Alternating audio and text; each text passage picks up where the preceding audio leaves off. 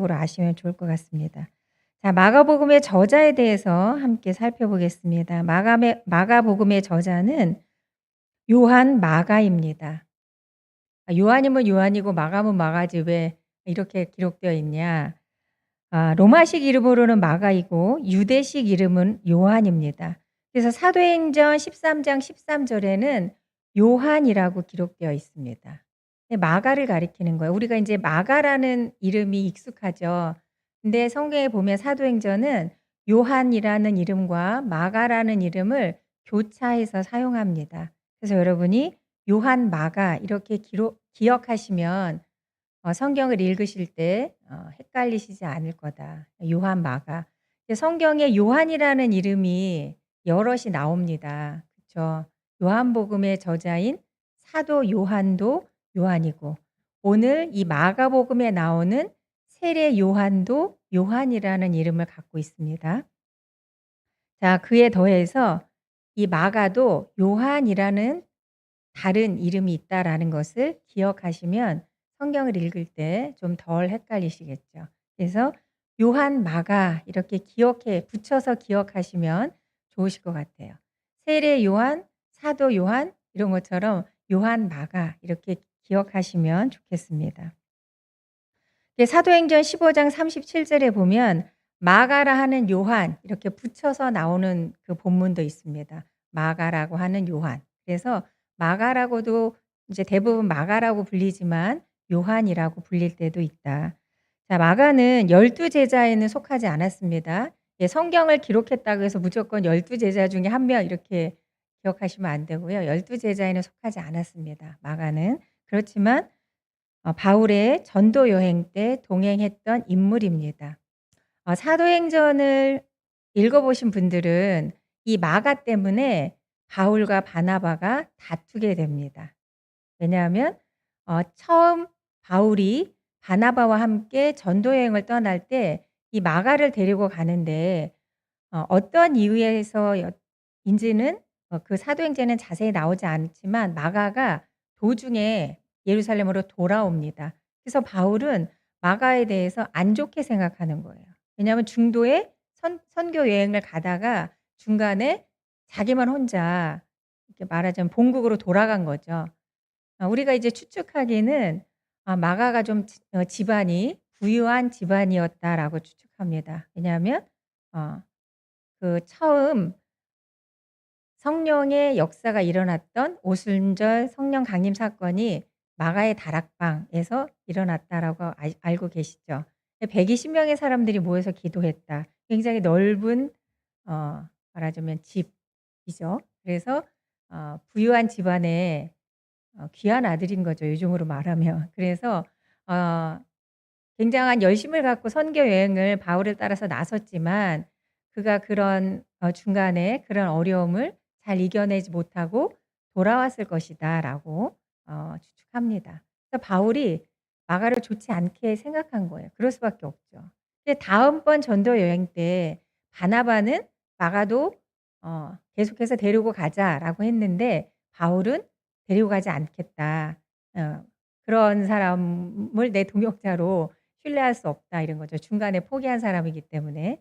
그래서 그 일로 인해서 바울과 바나바가 이렇게 갈라서서 전도 여행을 갑니다. 바나바는 마가를 데리고 가고요. 바울은 혼자서 이렇게 바나바와 찢어져서 이렇게 전도 여행을 가게 되는 그런 이제 인물이 마가입니다. 자, 바나바의 사촌으로 골로새서 4장 10 절에 기록되어 있습니다. 바나바의 사촌. 그리고 베드로전서 5장 13 절에 보면 베드로의 친밀한 제자였음의 베드로의 그 기록을 통해서 나타납니다. 그래서 베드로는 마가를 "내 아들." 이렇게 표현을 합니다.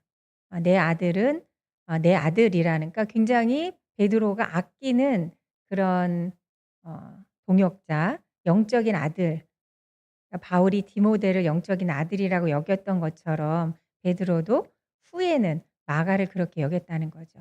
근데 처음에 사도행전에 등장할 때는 중간에 그 복음 전하는 것을 포기하고 되돌아온 그런 나약한 젊은이 정도로 묘사되어 있지만 후에는 바울 서신에도 바울이 사도행전에는 마가 때문에 바나바와 갈라서는 그런 일이 있었지만 후에는 그 바울의 옥중서신에서 보면 바울이 디모데후서에서 마가를 이렇게 표현합니다. "마가를 나에게 데려오라." 이렇게 부탁하면서 "이제는 저가 나의 일에 유익하다." 이렇게 말합니다. 예. 그래서 마가가 굉장히 후에는 하나님의 사람으로 놀라운 변화를 경험했고 '그런 사람이 되었다.'라는 것을 우리는 확인할 수가 있어요. 바울의 편지에서도 베드로의 편지에서도 확인할 수가 있습니다. 예, 그래서 이제 그렇게 이제 마가는 어 베드로의 사촌이고 바나바의 사촌이고 베드로의 친밀한 제자였을 뿐만 아니라 후에는 바울조차도 마가가 "이제는 나의 일에 유익하다." 이렇게 말할 정도로 부족하고 나약한 사람에서 훌륭한 그리스도의 사람으로 변화를 이루었던 그런 사람이다. 이렇게 여러분이 기억하시면 좋겠습니다. 예, 그래서 마가복음의 저자 요한 마가에 대해서 여러분이 좀 정보를 갖고 계시면 성경을 읽을 때 하나님께서 이 사람을 통해서 어떻게 예수님을 소개하고 있는지 그런 초점으로 보시면 좋을 것 같습니다. 자, 오늘은 특별히 이 마가복음 1장 1 절에서 7절 말씀 중에서 1 절의 말씀, 하나님의 아들 예수 그리스도의 복음의 시작이라, 이 말씀을 중심으로 좀 살펴보려고 합니다. 하나님의 아들 예수 그리스도의 복음이라. 네, 굉장히 놀라운 선언이자 아주 중요한 선언입니다. 하나님의 아들 예수 그리스도의 복음이라. 여러분 창세기 1장 1절 기억하시죠? 창세기 1장 1 절이 어떻게 시작하죠? 네. 태초에 하나님이 천지를 창조하시니라. 아주 아름답고 놀라운 선언으로 창세기가 시작이 됩니다. 성경의 시작을 하나님은 그렇게 하세요. 예. 태초에 하나님이 천지를 창조하시니라. 이것이 하나님의 말씀 성경의 시작입니다.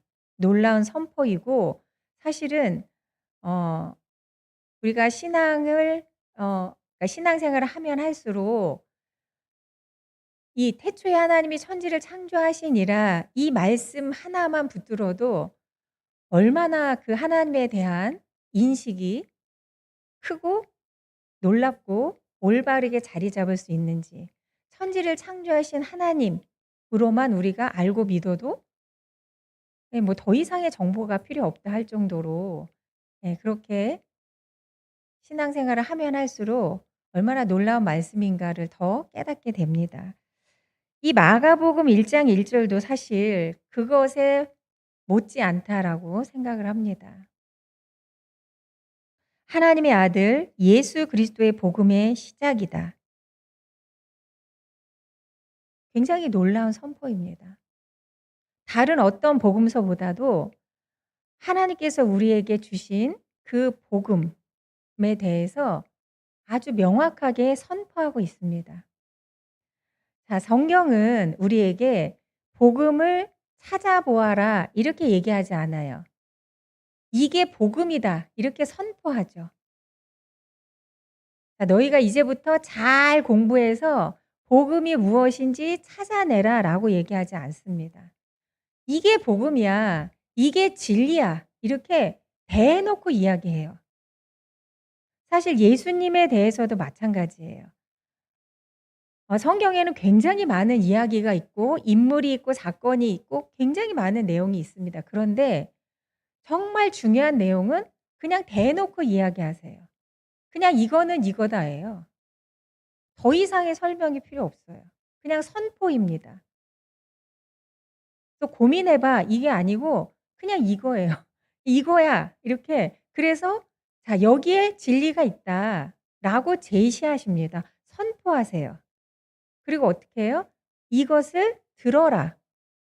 자, 진리가 여기에 있으니 이것을 들어라. 이것을 알아라." 이게 성경의 아주 중요한 하나님의 말씀의 포인트예요.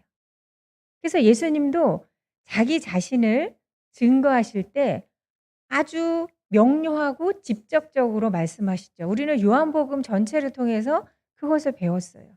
"내가 길이다."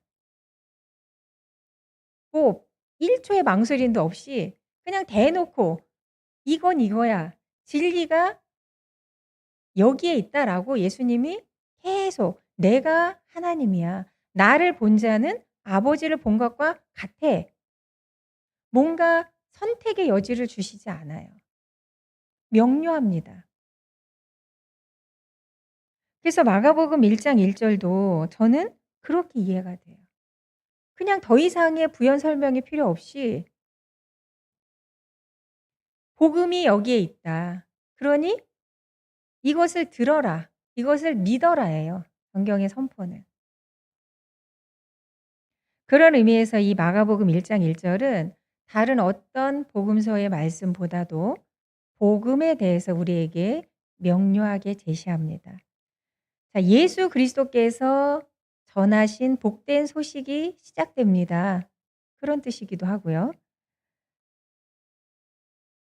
예수 그리스도가 우리에게 복된 소식입니다. 그런 뜻이기도 합니다. 좀 다르죠? 예수 그리스도께서 전하신 복음입니다. 라는 뜻도 있고요. 예수 그리스도 그분이 복음 자체입니다. 그런 뜻도 있습니다. 두 가지가 다 있어요. 자, 그러면 예수 그리스도께서 전하신 그 복음, 그 복된 소식, 예수 그리스도의 복음이라는 그 뜻은 과연 무엇을 의미하는 것일까? 네, 우리가 오늘 첫 시간이니까 좀 개념을 정리하고 어 더 진행을 하도록 하겠습니다. 자, 복음의 뜻을 한번 볼게요. 복음이라는 단어의 뜻 굉장히 복잡하고 어려워요, 사실은. 그런데 다 됐고 우리는 자, 이것만 알면 돼요. 복음의 뜻, 복되고 기쁜 소식이라는 뜻이에요. 단어 자체의 뜻은 복되고 기쁜 소식입니다. 예. 단어의 뜻은 그렇습니다. 복되고 기쁜 소식. 자, 복음의 목적. 하나님이 복음, 이 기쁘고 복된 소식을 우리에게 들려주시는, 알려주시는, 가르쳐 주시는 이유는 무엇인가? 복음의 목적은 우리를 육신의 썩어짐에서 구원해 내서 성령의 새롭게 하심을 따라 하늘의 영광으로 이끌기 위해서 주셨다라는 거예요. 그냥 있으면 복음이 없으면 복음을 듣지 않으면 복음을 믿지 않으면 모든 인간은 그냥 육신대로 썩어서 죽어서 멸망합니다. 쉽게 말해서 지옥 가는 거예요. 그런데 하나님은 그걸 그대로 두시지 않으시고 그 육신의 썩어짐에서 구원해 내서 성령의 새롭게 하심으로 하늘의 영광으로 우리를 이끌기 위해서 복음을 우리에게 주셨다는 겁니다. 예수님이 우리에게 가져다 주시는 그 복된 삶으로 우리를 부르시기 위해서 그 삶을 살게 하기 위해서 우리에게 복음을 주셨다는 거예요. 그게 복음의 목적입니다. 그래서 우리가 교회를 다니면서 신앙생활하면서 복음이라는 단어를 굉장히 많이 듣잖아요. 그쵸? 복음이라는 단어를 많이 들으시고 또 이렇게 설교하는 저희들을 통해서 복음이라는 단어를 많이 이렇게 듣습니다. 그럴 때 그 단어의 뜻이 명확하게 무엇을 하는지를 여러분이 잘 아셔야 돼요. 그냥 늘 들으니까 '그냥 좋은 소리구나.' 이렇게 아시면 안 되고 우리는 말씀을 배우고 듣는 자들이니까 제가 지금 말씀드린 대로 복음이라는 단어의 뜻은 복되고 기쁜 소식. 그 복음을 주신 목적은 육신으로 멸망할 우리들을 인간들에게 하나님을 알게 해서 예수님을 믿게 해서 예수님이 제시하신 새로운 삶을 살게 하시려고 우리를 구원해 주시려고. 자, 이거에 더해서 이제 복음의 내용을 오늘 우리가 간단하지만 좀 살펴보려고 합니다. 자, 그럼 과연 그 내용이 무엇일까? 뭐 무지무지하게 많은 내용이 들어 있습니다. 하나님께서 우리에게 제시하시는 예수 그리스도를 통해서 우리에게 제시하시는 복된 것들은 어마어마하게 많아요. 그리고 그것은 각자가 삶에서 다른 삶의 내용으로 경험합니다. 원리는 같아요. 복되고 기쁜 것은 다 똑같아요. 그런데 자, 어떤 내용으로 그것이 나에게 복됨으로 다가오느냐?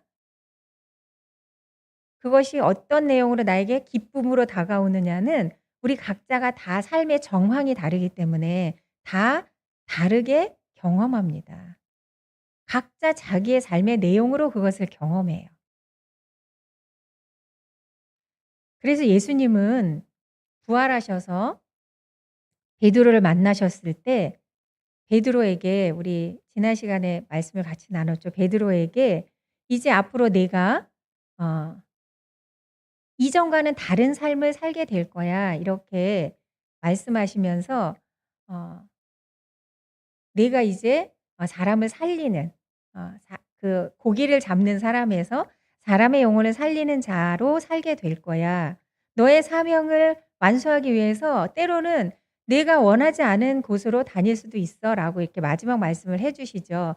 그럴 때 베드로가 그 대화 초반에 예수님에게 뭐라고 묻냐면 "그러면 내 친구 요한은 어떻게 됩니까?" 이렇게 물어봐요. 여러분 그 요한복음 21장 끝부분을 보면 대화가 그렇게 진행이 되거든요. 그럴 때 예수님이 뭐라고 말씀하시냐? "네가 무슨 상관이냐?" 이렇게 말씀하세요. 지금 베드로와 대화를 하면서 베드로에 대해서 얘기를 하는데 베드로는 그러면 저는 그렇게 된다고 치고 그럼 제 친구 요한은 어떻게 돼요?" 이렇게 물어봤을 때 예수님이 그것에 대해서 대답하시지 않아요. 그리고 오히려 다른 대답을 하시죠. "너가 상관할 바가 아니야. 네가 왜 요한의 삶에 대해서 상관해?" 그런 뜻이거든요, 쉽게 말하면. "너는 네 일이나 잘해." 이거예요, 쉽게 말하면. 요즘으로 말하면. 제가 좀 전에 말씀드린 대로 우리가 복음을 통해서 신자된 우리가 누리는 그 정말 헤아릴 수 없는 많은 복음의 내용이 있어요. 그런데 그것이 다 다릅니다. 개인마다 다 달라요. 삶의 정황이 다르기 때문에. 그래서 여러분 다른 사람의 삶에 필요 이상으로 관심을 갖지 마세요. 베드로에게 가르쳐 주신 게 그거예요, 예수님께서. 우리는 늘 그런 거에 관심이 있죠. '저 사람은 뭘 하지? 뭘 먹지? 뭘 입지? 어디서 살지? 무슨 차를 타지?' 그냥 그게 너무 익숙해요. 당연해요, 그게. 그렇죠, 여러분. 그럴 뿐만 아니라 나와 내 친구를 비교할 뿐만 아니라 내 자식과 내 자식의 친구도 비교하죠. 예. 얼마나 에너지가 많은지 저는 그런 분들 보면 '참 에너지가 많다.' 그런 생각을 해요. 거기에 더 넘어서 온갖 연예인들의 삶에 관심이 많아요. 네, 그러지 마세요. 예수님이 금지하신 거예요 그거는. 예. 제가 좀 음 심한 건 아니죠 사실은. 사실이니까. 죄예요 그거는. 죄입니다. 자기 삶에 집중하지 않고 하나님이 나에게 살라고 하신 내 삶에 집중하고 책임지지 못하면서 그렇잖아요. 여러분 자신의 삶에 책임져야 돼요. 그렇게 하지 못하는 것도 죄예요. 그래서 자살을 금지하는 이유가 그거예요.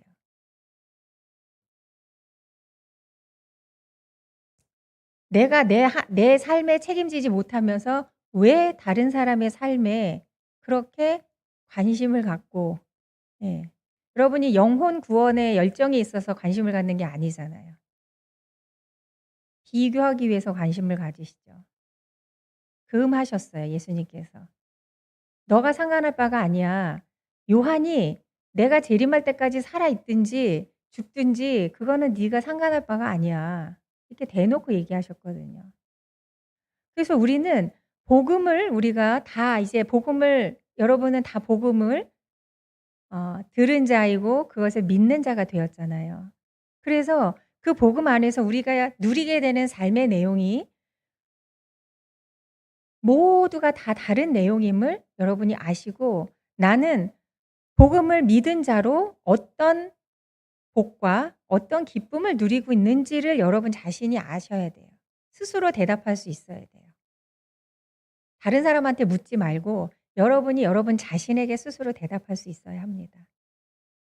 특히 자녀를 양육하시는 다 자녀를 뭐 이미 다 큰 자녀도 있지만 자녀가 유아 청소년기, 청년기에 있는 여러분 그것이 여러분 안에 되어질 때 아이들한테 그것이 확신으로 심어지는 거예요. 엄마 아빠가 복음의 확신, 내가 복음 안에서 어떤 복과 기쁨을 누리고 있는지 모르면서 아이한테 어떻게 "예수님을 믿어야 돼." 그 말에는 다른 미사여구가 필요 없어요. 여러분 그거 안 통할 것 같으시죠? 해 보세요. 교회는 복음이 선포되는 곳이어야 합니다. 그래야 생명이 살아나요. 복음으로만 생명이 주어집니다. 다른 것으로는 아무리 많은 정말 그 탁월한 궤변가라 할지라도 논리 정연하게 설명해도 생명을 줄 수는 없어요. 오직 하나님만이 우리 아이들에게 생명을 주고 그 생명이 자라나게 하실 수 있어요. 그것이 복음의 내용이에요. 그래서 제가 아이들한테 뭐 여러 가지 성경의 가르침을 주지만 반복해서 저는 계속 얘기해요. 하나님 믿어야 돼. 이게 복음이에요. 예수님 믿어야 돼. 이게 복음이에요. 예수님 안 믿으면 지옥 가. 이런 얘기를 저는 계속 반복해서 해요. 너무 원색적이라고 생각하시나요? 아니에요. 그게 복음이에요. 예수 그리스도 외에는 구원이 없다. 그게 복음의 핵심이에요. 여러분 복음 우리가 듣고 믿게 된 자들이에요. 그 안에서 여러분은 어떤 삶의 내용 안에서 내가 복된 자라고 확인하시고 내가 기쁨을 누리는 자라고 확인하고 계시는지 스스로에게 질문하고 대답하실 수 있어야 돼요. 무수히 많고 사람마다 다 다릅니다, 그것은. 예수님께서 이 땅에 오셔서 하나님 나라를 선포하시고 제자들을 부르셨습니다. 그리고 그들에게 하나님 나라를 가르쳐 주셨죠. 동일하게 우리에게도 마찬가지예요. 하나님 나라를 가르쳐 주시고 거기에 우리가 동참하도록 우리를 부르셨어요. 그래서 우리는 이미 그렇게 된 자들이죠. 예, 예수님을 믿는 자, 예수님을 마음에 모셔드린 자는 다 거기에 동참하는 자들입니다.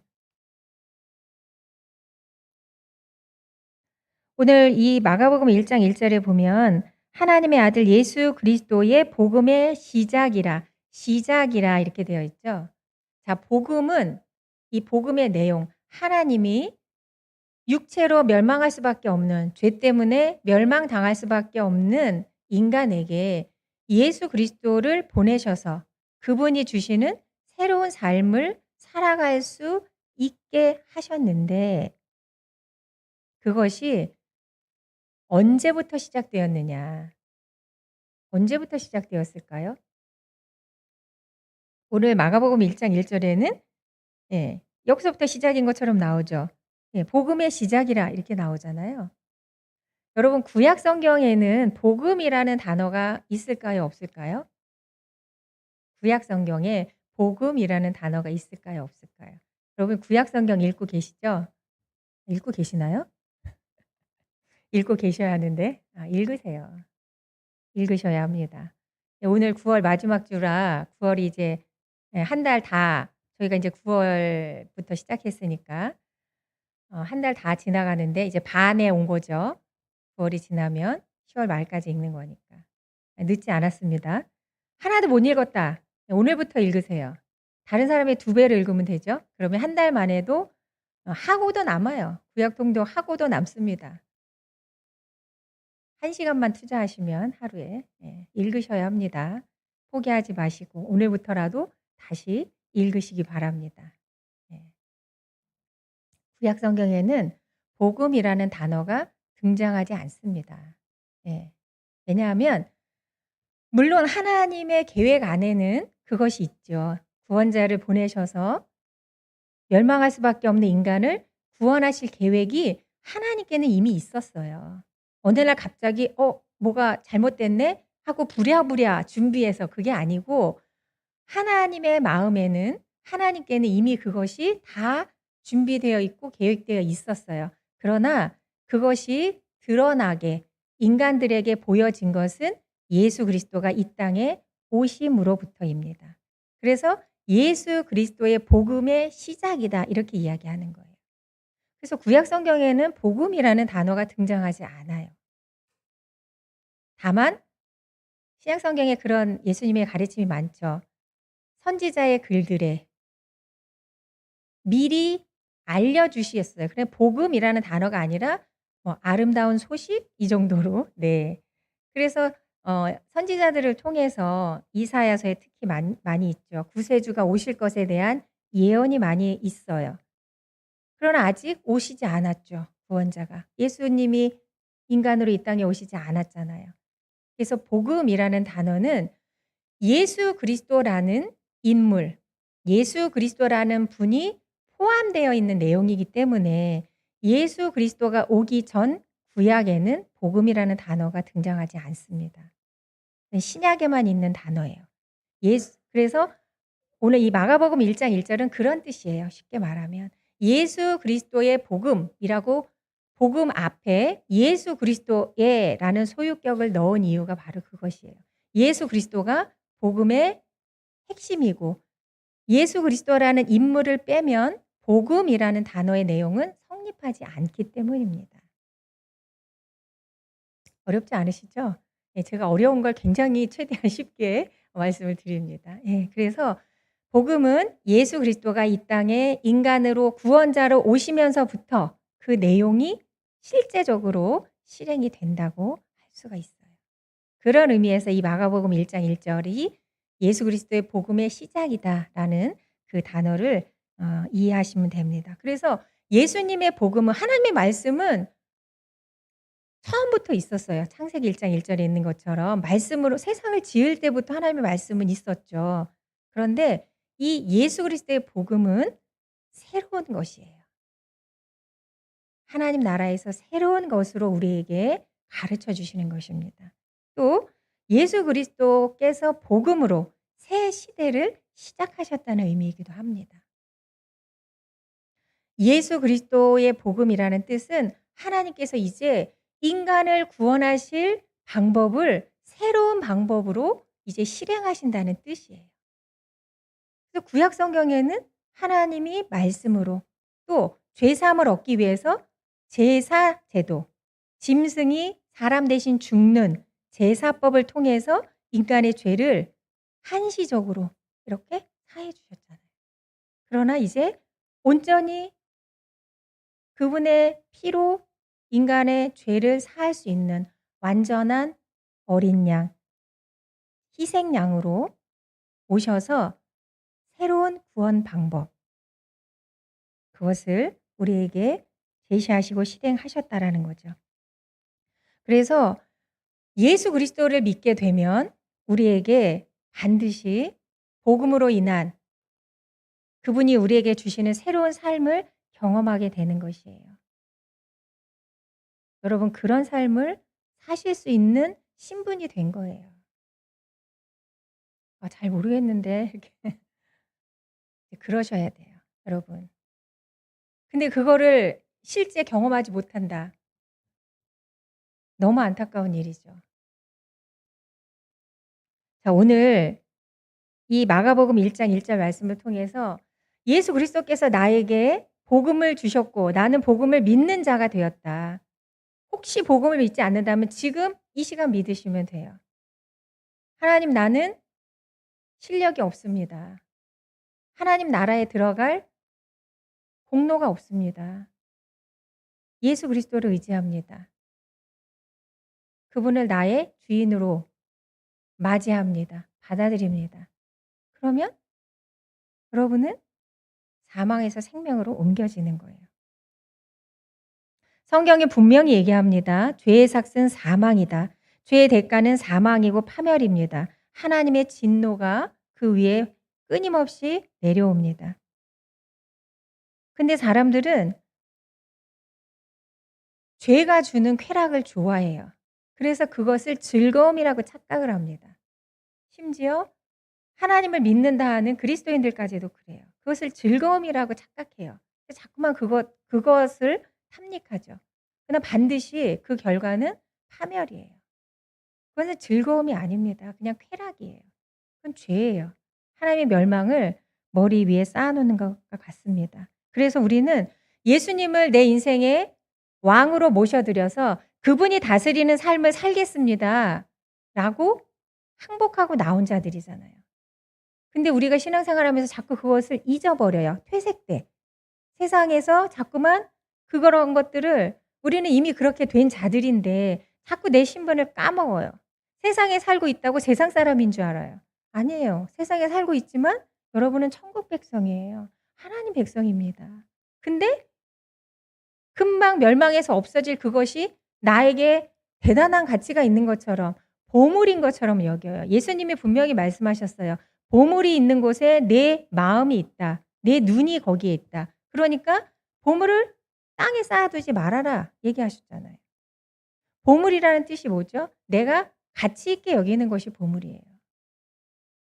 그래서 예수님은 마태복음 6장에 너무 좀 해학적인 비유를 드시죠. 몸이 의복보다 중요하다. 그거 모르는 사람 있어요?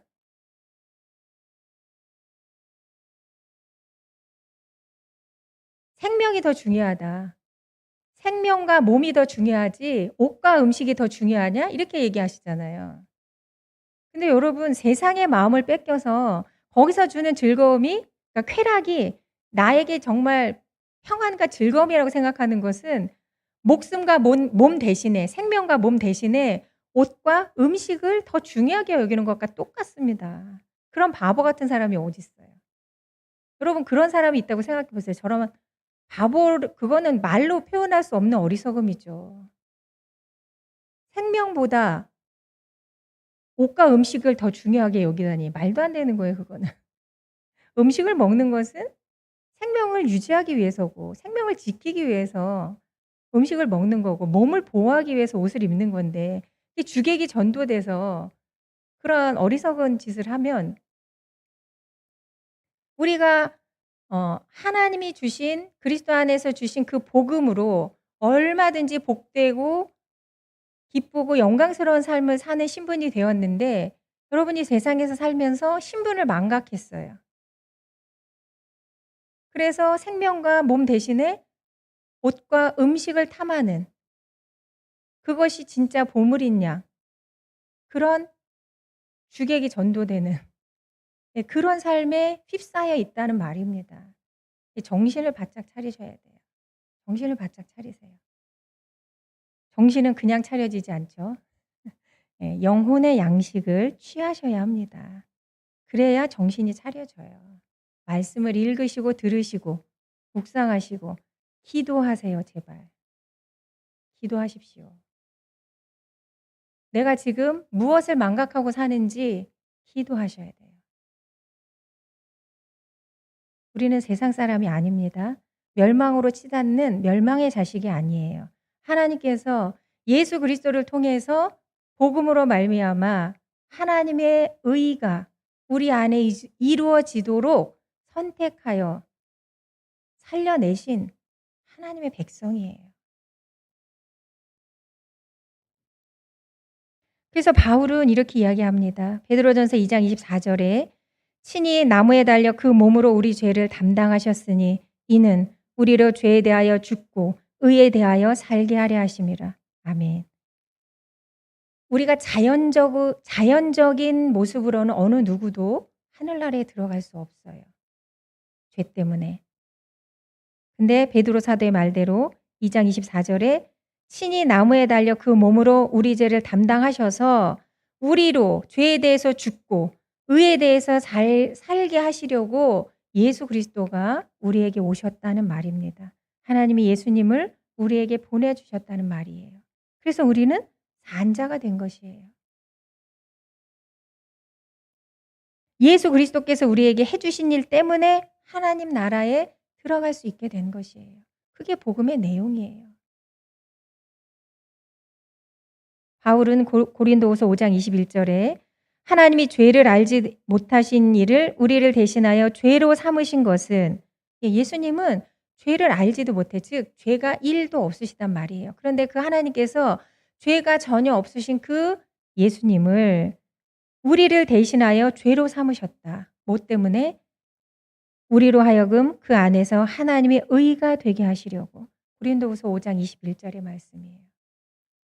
왜 예수님이 나 때문에 죽으셨어요? 하나님의 의가 되게 하시려고. 우리는 아직도 예수님을 믿은 이후에도 우리의 수준은 의인의 수준이 아니에요. 그러나 신분이 의인이 됐다는 말이에요.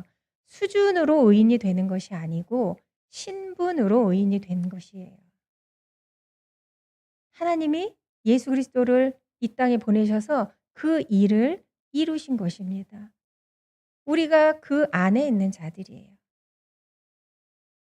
그래서 예수님은 마태복음 11장 28 절에 수고하고 무거운 짐진 자들아 다 내게로 오라. 내가 너희를 쉬게 하리라.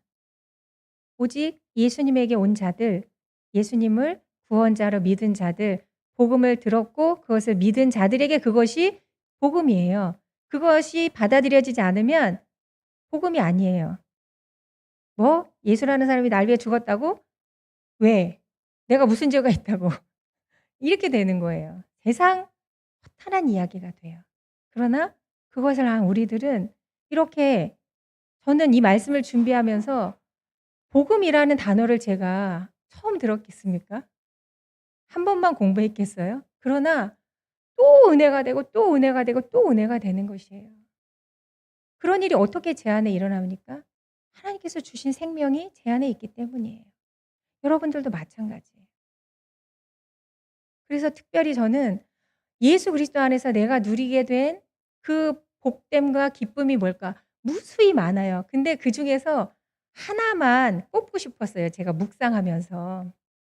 계속 기도하면서 뭐 무수히 많아요. 정말 이렇게 툭 찌르면 막 줄줄줄 나올 정도로 무수히 많습니다. 근데 제가 하나님한테 그중에서 베스트가 뭘까요? 제가 스스로 물었어요, 하나님께. 제 자신에게도. 그중에 하나를 꼽고 싶었어요. 지금 이때에 말씀을 준비하면서. 그럴 때 어떤 것이 생각났냐 하면 하나님께서 나를 어떻게 대하시냐가 생각이 났어요. 저는 좀 그 기질상 약간 좀 합리성을 추구하는 사람이에요. 합리적이고 실효성. 이것이 왜 그래야 되는데 꼭 그래야 돼? 뭐 이런 질문을 좀 하는 편이에요. 좀 합리적이고 현실적이고 좀 그런 부분이 있거든요. 그런 저에게 하나님이 무엇을 저에게 복음 안에서 가르쳐 주셨냐면, 하나님이 저를 대하실 때 쓸모 있음으로 대하지 않으신다는 거예요. 쓸모 있음으로 대하지 않아요. 세상은 쓸모 있음으로 대하죠. 저도 제 자신을 볼 때 늘 그랬어요. 잘했냐 못했냐. 성과가 있냐 없냐. 그래서 항상 결론은 그래서 나는 못해.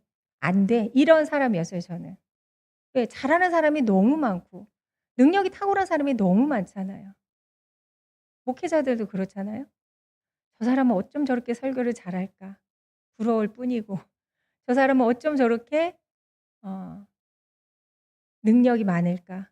부러울 뿐이고 늘 결론은 '못해. 안 돼. 안 할래.' 이거였었거든요. 근데 하나님이 그 하나님의 그 예수 그리스도를 통해서 저를 살려내시고 복음 안에서 뭘 가르쳐 주셨느냐. 쓸모 있음으로 대하시는 것이 아니라 무엇으로 대하시냐? 사랑하심으로 대하신다는 거예요.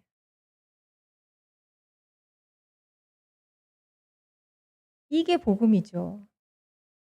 세상은 효용성을 따져요.